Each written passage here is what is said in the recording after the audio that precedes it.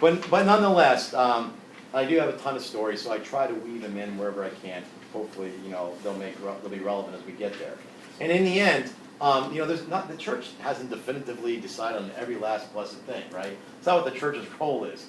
So there'll be some things that we'll nuance back and forth to try to understand it. But it's still very orthodox teaching, right? Like we'll talk one about the incarnation and the reason for the incarnation. And then we'll see how, I'll make more sense of that when we get there. So anyway, and then what else I'm going to do is we'll talk about what it means to be the human person, what it means to be made in the image of God. And then I will try to contrast that with what we might see out in our world. Because a lot of times we learn by contrast. This is, in other words, we really need to look different than the world. I think this is our biggest problem as Christians. We're unidentifiable. We live like they do. We buy the same houses they do. We vacation like they do. It's almost like we're indistinguishable. And I think on some level, maybe we aren't living the radical lives we should be. Now, I don't ever put that on anybody else. I'm usually giving you my own impression of my own life.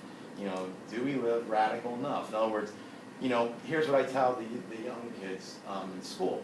If, for instance, you were arrested today because you were a Christian, it's illegal and now you're arrested, could they make a good case against you? In other words, could they bring people in and say you go to Mass? Can they bring people in and say he does talk about God? Oh, and he does talk about how important his marriage is and how that's a good Christian element. Okay, that's fine. But what if the prosecutors went out, it would be the defense went out and found people that said, yeah, but you ought to hear the jokes he tells. Yeah, but you ought to hear, the things he does when no one's looking. I mean, in the balance of things, how do we live our lives? Are we identifiable as Christians in the world?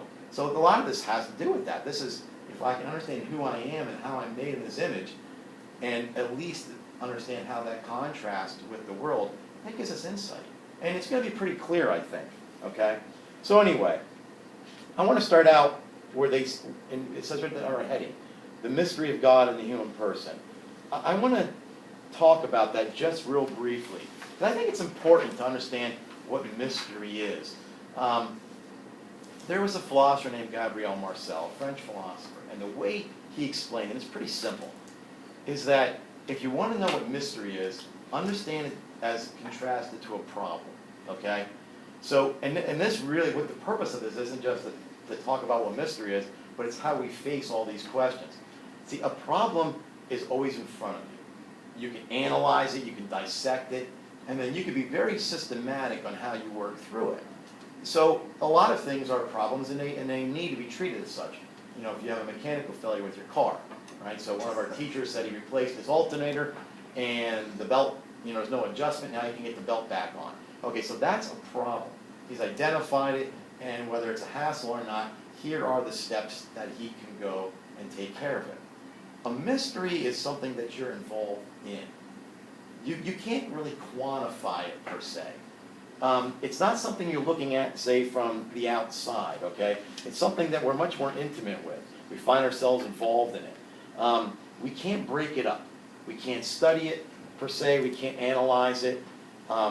It's very personable and concrete, and oftentimes we can only verify in our own experience.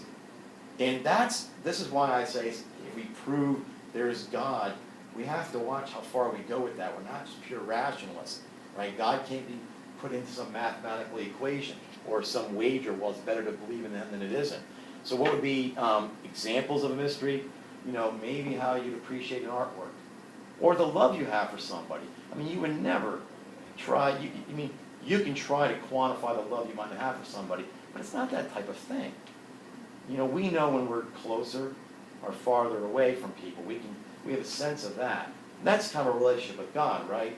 I mean, sometimes we feel like we're closer, we feel like we're a little farther away. We have a sense of that, but we would really watch trying to quantify it. Well, that's mystery. And the nice thing about this is sometimes this makes people who are very rationalistic or scientific uncomfortable, right? Because I need to know. But this is more of the human experience. The most profound things in our life are always going to be enveloped in mystery. So when we say things like God is mystery, my point is it's not our escape route to say, well, that's the stuff we can't explain. We'll explain what we can about God, what we can't explain, we'll leave it in mystery. It's the same thing with the human person. You and I, as individuals, but also the human person in general, there's a mystery about us. In other words, in love, whether it's marriage, friendship between brothers, between child and parent, there's no way to exhaust the love between them. There's always something else to unfold before us, right? So my personal experience with my wife when we were engaged, how can I love this woman more? And then I thought the same the day we were married. And then by the time the 3rd, 5th, 10th anniversary, all of a sudden you start to realize, well, I really did love them. Which is why when a young person had just started dating, we're going steady 6 months, Mr. Boynham, I don't diminish it because that is love. It's just, it's not, a maturated love, but it's not because they're not capable of it. What can unfold in 6 months, But so this unfolds, and there's always something there. It's not just new things to learn about them, although that's part of it, right? They're always unfolding in front of us. That's mystery. And we wouldn't trade that for anything in the world, I want it to be a problem that I can analyze and solve. So when we talk about things like God being mystery and the human person being mystery, we're going to do a bit of analyzing here, but just so we know, we're just trying to explain our experience. And really this is the most beautiful thing, because in the end, isn't that what we have? We have all these memories of the experiences we had, right? So just something to think about. I guess, and the error in it is that it's called an error of functionalism. We have to watch reducing ourselves down to, who we are in terms of what we do or how much we make or what we know, right? Or because the problem is then when we start to look at people in functional ways, we value them only if they're functional. And if they can't contribute, then we don't see them. So this is why, whether it's the unborn child or whether it's an older person in the nursing home who has really no self-awareness that we might think of, this is why they never lose their dignity. The mystery of the human person is always there. And it doesn't come from anything that we're capable of in our own functions. So already you can see we're starting to, see ourselves contrasted from the world, that the values are very intrinsic and they're not sacrificed for anything. Even the most heinous crime doesn't sacrifice a person's integrity. Sure, it sacrifices their liberties and everything else, but not the integrity of the individual. That can never be lost. That type of thing. So that's the kind of stuff we're going to look at here, hopefully. All right. Let's see. So what I did is you don't have this, but I'll just kind of list it for you. In other words, what challenges, before I get into what the understanding of the human person is from a biblical and Christian standpoint, what challenges us? What is the challenge to our human natures? One is, think of the challenge of neuroscience. Think of the things we're learning, right, with how the brain functions. It's giving us a sense, perhaps, that we're evolving as human persons. Or will we evolve into consciousness? Let me put something practical. It's easier to always talk in practical situations. When I was at a Smithsonian exhibit, I'm not a pastor, I'm not ordained, no matter what the newspaper said. I'm not the priest, right? It said that in 80 times. But I do represent, my parish is a Redemptorist parish, and they send me as the liaison to the other ministers. So all the ministers and me were invited to go to a Smithsonian exhibit that was coming nearby, and it was called, the human person. Well, I'm interested. Some interesting stories about that, but the particular one I'm thinking of is they were trying to determine when exactly, do we find the modern human? Is it Neanderthal? Is it with Homo sapien? And other categories that they had. All those are really constructs that the science puts together. We're going to put people in categories, but perhaps, there's an evolution in the human person. Who knows what will we like in other words, maybe we can say the Neanderthal was human, and now maybe we say only the Homo sapien is human. They're saying what will we know next might be human. That's a challenge to us. Now it's not a threat because there's some science behind it and how do we deal with it, but we have to watch reducing the person down to certain criterias that may not be criteria we use as Christians. They're not going to be talking about spirit and body. They're not going to be talking about, free will and things like that.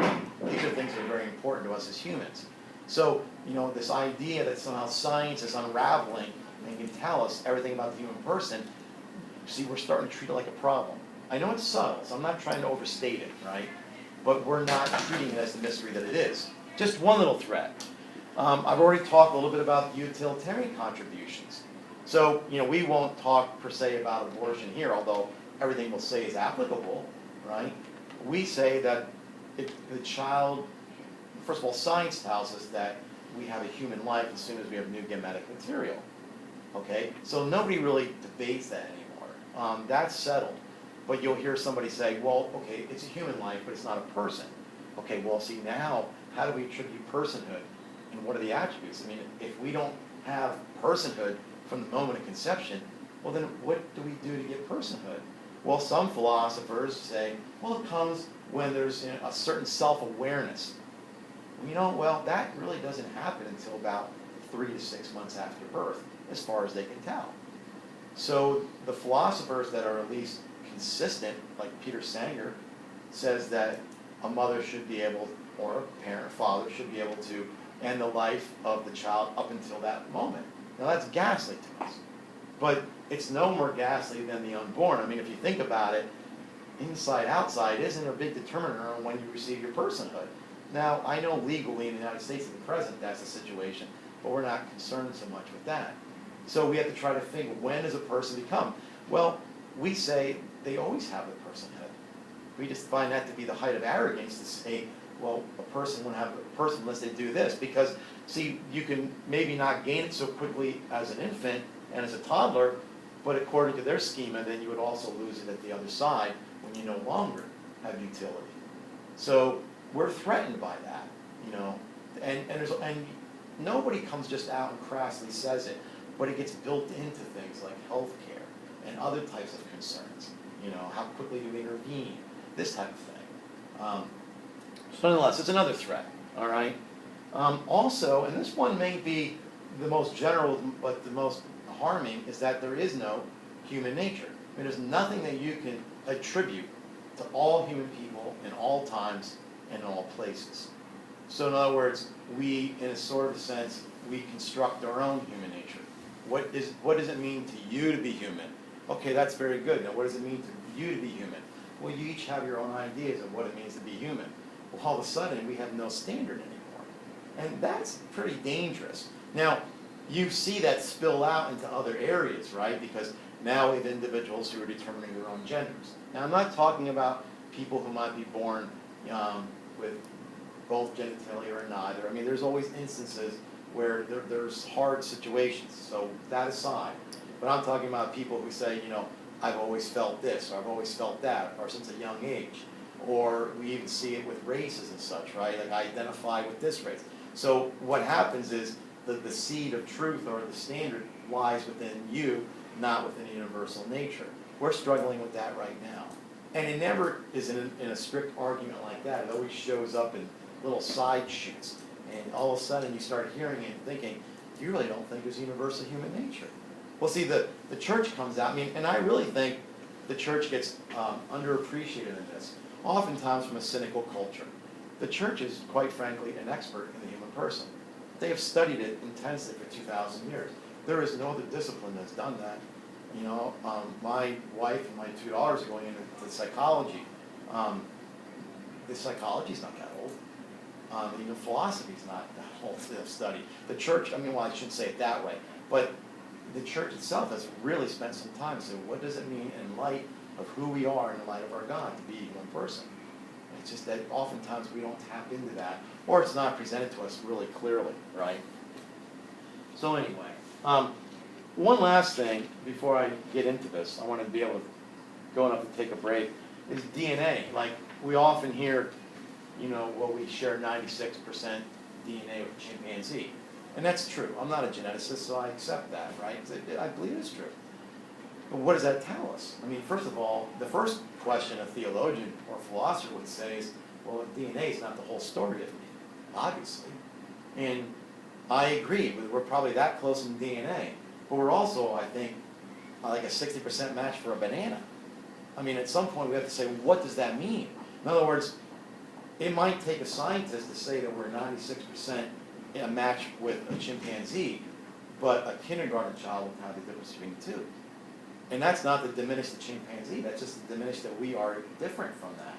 And interesting enough with that Smithsonian exhibit, and I wish I would have listened closer or at least recalled what they said, but they found fossils of a 30-something-year-old individual who had an injury where they could not have cared for themselves. I don't know if it paralyzed them or made them unable to walk, but it not only healed, but it had showed signs of growth. In other words, somebody was caring for this person for 6 to 8 years. So they say the only thing you can come away with is that this person was injured to the point where they could no longer take care of themselves, and somebody else in that tribe or whatever community they were in tended to them. I asked them, I said, well, there was a biological anthropologist, there was a geneticist, and then an archaeologist. The guy had just flown in from Kenya, to be honest. And he said, well, what? And he goes, well, that's very significant, because I said, well, no, I guess what I'm asking you is, I'm not a biologist. Can you tell me of any other species known to man that has ever done that? They said, no. Man is unique in that. Well, that tells us something different. You know, we would take care of somebody who was not able to take care of themselves for extended periods of time. You know, and obviously for not a utilitarian purpose, because they probably couldn't help in what we'd understand to be the duties of the day. That's significant. You know, I can't remember how far back that went, but it went pretty far back. So these are all challenges out there that I think that we really, you know, can work against, I guess you could say. Real quickly, let me just say, like, it's in your handout. It talks about Trinity being the one substance and three persons. We have to know something about the Trinity if we reflect, because really we're made in the image of God, or we're made in the image of a God who's Trinity. And that Trinity is relational. And that's going to tell us something about ourselves too. John Paul II used the word communion of persons, communion personarum. All that means is that we are made for love and we're built for love. In other words, that's really our vocation. That's the ultimate vocation, is that if we are made to love other people, and if we understood that, you know, that now we have to get away from the purely romantic notion of love. It's not just, you know, I accept whatever you're doing. When we say unconditional love, it's that love's always there to receive the other person, not always to tolerate evil, which is oftentimes not what we're supposed to do, but overcome it and try to work against it. But nonetheless, John Paul II's contribution. Let's see. It says God creates freely and gratuitously. We're going to talk about all these. This is why I'm not going to spend much time. And it says all being is contingent, which means we depend on God. All being is gift. I spent quite a bit of time on that. One of my theses was on the human person as gift. It's a philosophy known as phenomenology. And what does that mean to gift? I mean, that's one of those words that if I said, can you explain to me what a gift is, we all think we know it. Until you start asking a few questions, and all of a sudden, well, I guess that wouldn't be a gift. That'd be more like just a present, you know. So, you know, what does it mean when God gives himself to us? We'll see if I can't talk a little bit about that. Okay, what I want to do before we we'll try to take a break at least by 5 of, is I want to start out by giving you 2 competing creation stories. And then I will list what I think are some of the attributes of being made in God's image. And then I'm going to show you, and I think you'll agree, but you can chime in if you don't, what the world says, right?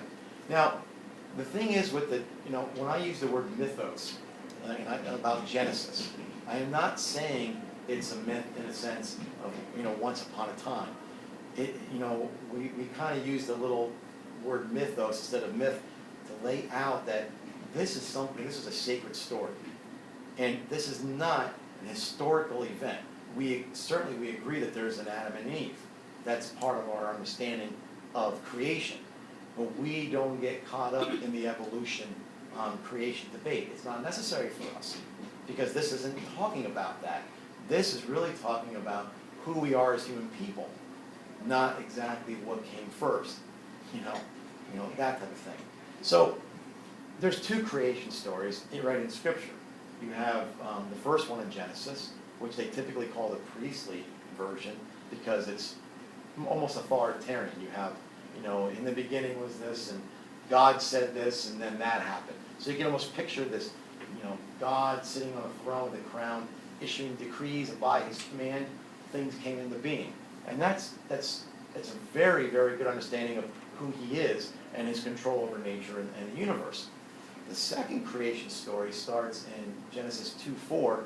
That's more or less more anthropological. I mean, God's getting down and dirty, right? So you have God walking with Adam in the garden. You have him conversing with Eve, and you have him, addressing the devil. So they say it's the much older one. They say it's actually the older one that comes second, and the newer one that comes first. So people will say, well, if they're two conflicting stories, and by that I mean they're out of sequence and such, and they're different times, why would the Jewish scholars put them both in? Well, the truth of it is because they both have something to say about us as human persons. It has nothing to do with how the world itself was created. So they didn't see a conflict because they weren't looking at it through 20th or 21st century scientific empirical eyes, right? So that's important to know. But let me put it this way. You know our story. Let us make them in our own image, after our own likeness. Let them have dominion over all the fish in the sea, over the birds of the air, over the cattle, over all the earth, over every creeping thing that creeps. So man created them in his image. He created them male and female, right? Now we can expand on it, but we're familiar with that story. Now there's another story that predates that comes from the Babylonian, the ancient Near East. And it's called the Enuma Elish. And that word simply means went up on high, because that's how the story begins, okay? So I'm going to give you a very shortened version of the story, okay? And then what we're going to do is say, what does that story, if we were human people who lived in ancient Babylonia, what would that mean to us? And then we're going to go back real quickly and look at our story and say, my God, that really does say something different about who we are, okay? So here in a nutshell, there were these two divine beings, right? And there was a plot by the ocean goddess to overtake the divine beings. In the ancient world, the water was evil. So there was this ancient goddess named Tiamat. And Tiamat was going to go after the gods up in heaven, okay? So the divine beings create a sub-god, if you want to say it, to fight their battle. They create Marduk. They create Marduk, and they send Marduk off to fight Tiamat. Now, Marduk agrees, but he puts conditions on it. He says, if I am successful, then I want to be the supreme god over all gods. All right, well, for the two gods in heaven, this is a deal, because what's our choice? Either we're going to get destroyed by the sea god, or we're going to have to be submissive to Marduk. So we'll take the submission to Marduk, and that'll be a better of the two battles. So Marduk, he goes down and he battles Tiamat, and he beats Tiamat, and he literally rips her corpse in half. So with these two corpses, they're almost like two domes. He fastens one dome in the stars and make the stars in the heavens, and another dome that forms the earth. So you're starting to hear like certain rings that were true ways to talk about how everything came to be, right? So Marduk organizes the sun. He organizes the stars. He regulates the sun and the moon, so he has control over their calendar. And then what he does is he creates something I didn't say, is that during this battle, there's giants involved. I mean, he could really go on about this. And as he fights these giants, their blood from the battle falls to the earth, and from the blood that hits the earth, human beings arise, and that is how human beings came to be formed. We were formed out of clay with God's hands, and then he breathed into us. They were formed by the blood of the aftermath of battle. And then what happens is then he forms ancient Babylon as the counterpart. Kind of like we'd understand Jerusalem to be the heaven on earth, that's them for Babylon. And then the leader of the king of Babylon would then be the Marduk. So this is a really great story if you were the king of Babylon, because you were the great Marduk above all. If you were just the people who live in cities, you were nothing but slaves. That's who the people who were formed. Plus, you were never formed intentionally. You were the aftermath of a battle. This was all chaos going on. This is evil fighting good, and this is what's left of it. Okay, so that they then would draw that as their understanding of who they are as human people. Now, we don't have that. We sit down and we think, and we take this for granted, that God really wanted us to be made. He intentionally made us. And he never made us to be servants. He made us to basically be in his image. that wasn't their understanding. So just think of how the ancient Israelites would understand who they were compared to the Babylonians. They're thinking we're made in our God's image.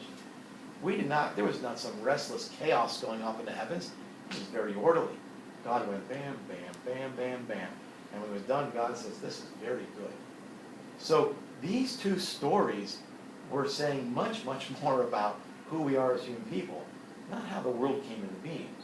So those are two very distinct stories. And there's other ones too.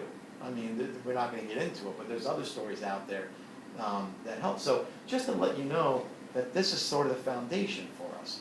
And to me, that's comforting. Right away, a Christian says, I'm here for a purpose. And my God loves me. And I'm going to be in a relation with him. That's a wonderful place to start. It's a heck of a lot better than saying, well, there was a chaos, I'm the aftermath of chaos, and I'm the slave of the ruler. Two different understandings of who we are. Okay? Which then tells us that we're the crown of creation. I mean, that doesn't mean that we can destroy, the creation around us, but God formed us intentionally, and above all the animals, he gave us dominion. And he says, I want you to share in my creative powers. I created all these things. Now I put you in charge of those things. Do well. So we can understand maybe some of the things we're hearing about Pope Francis and concerns of the environment in that terms. That we're not just custodians, but that we're sharers in his creation. And somehow, these things are sitting on our shoulders. Okay. So anyway, let's just talk about being made in the image of God, and then we can take a break.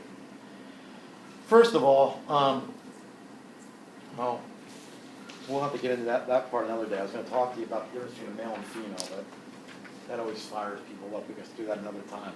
First of all, we already know from our standpoint that we're relational beings, right? And we know that, for one, because God made us to be in relation with him. But we also know that is because when he created Adam in original solitude, he was very clear to say it is not good that man should be alone, right? Now, we could do a lot about that with human sexuality, but we'll leave that for now. So we know that we're very relational, that's necessary for us, okay? We're also very rational, right? So some of you comment on that. We have the ability to reason things out and to form judgments. It also makes us responsible, though, doesn't it? So we're relational, we're rational. We also have free will. So we're not determined by things outside of our control entirely, at least with our lives, right? It's the only way we can be held responsible. You can't hold somebody responsible if they aren't able to make their own choices. So that's part of and keep in mind that being made in the image of God says that these are the attributes of God also. We just share in them, all right? So, which, by the way, if I don't say it later, at least say it now, our understanding of heaven isn't a place to get to, right? Salvation isn't something that we achieve. That's why the kingdom of God is already forming here on earth. So for us, we want to be brought into God's love, and before we get so esoteric with that, we can understand it in the very ancient terms of St. Athanasius. God became man so that man could become God. Now, we don't become the God, but we become God-like. And that's what holiness and sanctification is. He's drawing us into himself, which is what happens in liturgy, that type of thing. So we talked about relational, rational, free will. We're incarnate beings, body and soul. But we're not a body and a soul, right? We're incarnate. We're body, soul. We're actually, we would say, a soul and a body. Maybe that'd be I think C.S. Lewis put it that way. And it's going to be easy to understand this when I contrast them. We're also contingent on God. We do not need to exist. If anybody ever thinks, well, how do we know that God didn't just set the time on the watch and off we went? How do I know that I'm still contingent on him? Can I make my own decisions? Do I really need him in my daily life? The truth of it is that if he were to withdraw his breath from us, we would wither, as would all the plants and all the animals. We have such a poor understanding of the human person. This is how it results in this. The ancient Israelites called it tripartite, not just body and soul, but they also called it the spirit, the ruach. So in other words, the spirit was the animating part that entered the individual, and that was God's breath. And if that were ever withdrawn, all things that we would see would cease to exist. Now, if you think about that, that's a continuation of his love, because don't saints and sinners both enjoy that? People in heaven and hell must somehow, some way, still be sustained by him. It's not that we all exist in God's mind. We can't get sci-fi about this, right? But it's that all things he does, he maintains with his love. So all of a sudden, young, old, handicapped, perfectly healthy, is there a difference in how he sees them? No. So all he's saying is, I want you to share in that, right? Okay. Contingent on God. The last one, it's not the last one, but supernaturally oriented. You know, one of my favorite arguments for why it makes sense to understand there's a God is that there's nothing in this world that satisfies you or me. I mean, is there anything in this world that has thoroughly satisfied you? No. That's because there's nothing in this world that is made to satisfy you. What is made to satisfy you is outside of this world. So we all know that we're just sojourners. We all know that we're just passengers going through this. And how do you quantify eternity? We have no way to wrap that around our heads. You know, we feel terrible when a young child dies, and although we miss them, we feel vindicated when a person that might be close to 100 dies. But whether it's 2 years or 100 years, you know, ask a mathematician, how does that compare to infinity? It doesn't matter. They'd be too close on the line to even distinguish between the two. So we're not made for this world, it's for the next one. But we often don't live that, right? I mean, we say that even as Christians. This is where we really probably aren't radical enough. We act like we're going to be here forever, and we collect as much stuff as we can, right? And I'm always talking about myself, not you, okay? Won't do that. I don't want Ted to be mad at me. Okay. Now, let's go back. Let's talk about rational. So if we're rational beings and we can come to judgments, why would the world think otherwise? Well, here's how the world thinks otherwise. The world says, go with your nature. I mean, how often do you hear people say, well, they were born that way? In other words, the beauty about being a human person is that I can say no to certain things, right? So if animals, you know, and I don't mean to be crass, but if a young couple says, I couldn't help myself, and I got involved sexually with somebody, okay, what you're saying is that you gave in, but obviously you're not an animal, so you could have helped yourself. Because we wouldn't think that of dogs. Dogs, you know, we would get fixed or spayed. Why? Because there's nothing in their nature that's going to allow them to overcome that impulse. So we would understand the natural, if you want to say natural in the sense that I'm drawn to another person. We get the impulse. We understand, you know, how hormones work. But the beauty of being rational is you don't have to be a slave to your passions. Now, I know that sounds restrictive and rule-like to some people, but I think that says a heck of a lot about the Catholic Church says that's how much we think of you. You don't have to be a slave to your passions. You have the ability to rationalize over that, right? And also free will. I mean, we say you're not determined. Well, a lot of people say, you know, you're determined by your genetics, your epigenetics, your environment. You really don't have a lot of control over that. Now, the church isn't against understanding how those things influence us, but in the end, no. You are a free person. Once we take our own freedom away, we no longer have culpability. You don't get mad at the dog for doing its duty on your side of the yard. The dog's not going to know. You know, we know. So with our rationality, we can exercise our free will. We have a very poor understanding of free will, but we can't get into that deep today. Okay. I said we're relational. Let's not expand on it. But we live in a world that's very individualistic, right?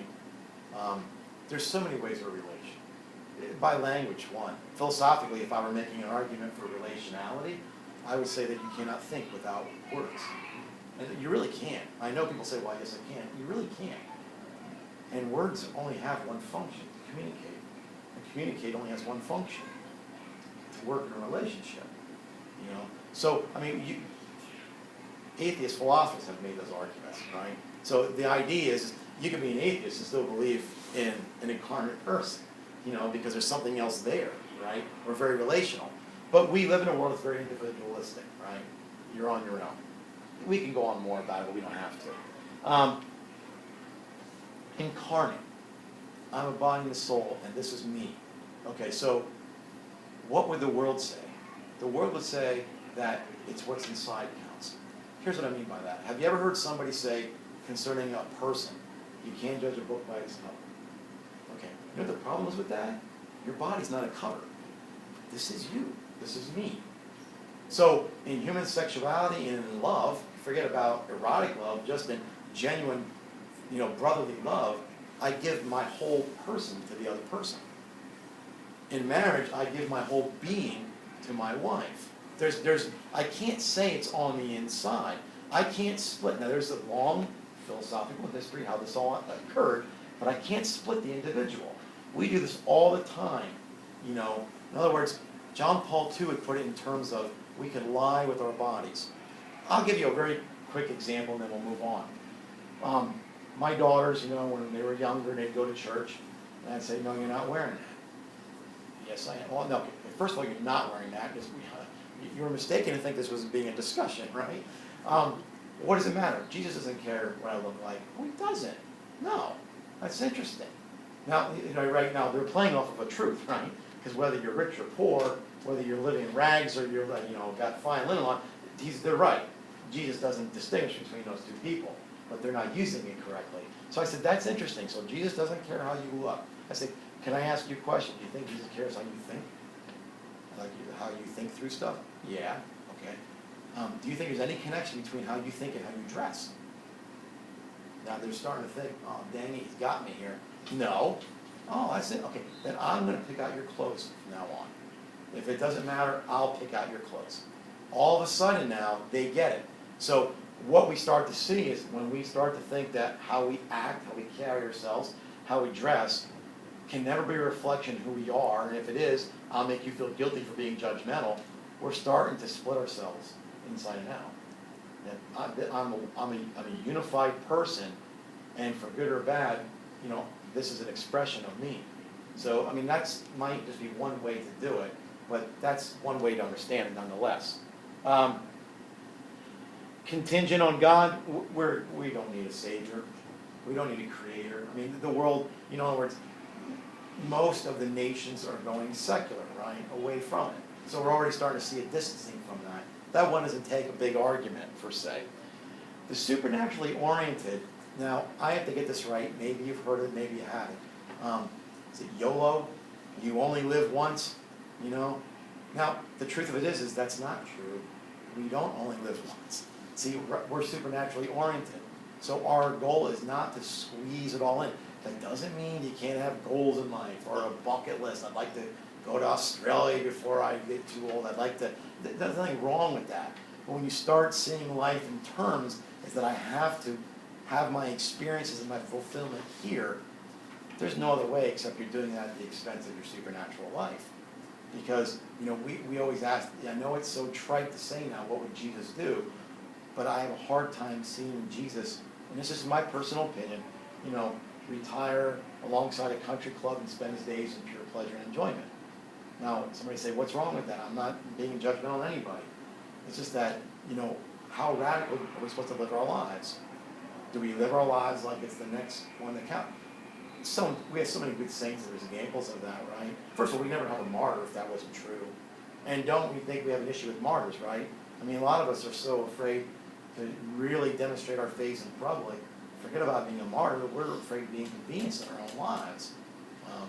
And that's why we won't get into Catholic social doctrine, obviously, but even Pope Francis said, if you have more than you need, it's theft. And that sounds contrary to us, right? But I earned it, but nobody said you didn't earn it, It's because it's not for this world that we're trying to take care of ourselves, but for the next, that type of thing. Now, the only other thing I would add to that is that, we're built for sacrifice, but I think I'll leave that when we come back. I think when I come back, we'll talk a little bit about the questions, and then maybe we'll go into male and female differences. Maybe that'll be good. That'll fire them up. Yeah. All right. You guys want to take 5, 8 minutes, something like that? Let's do that.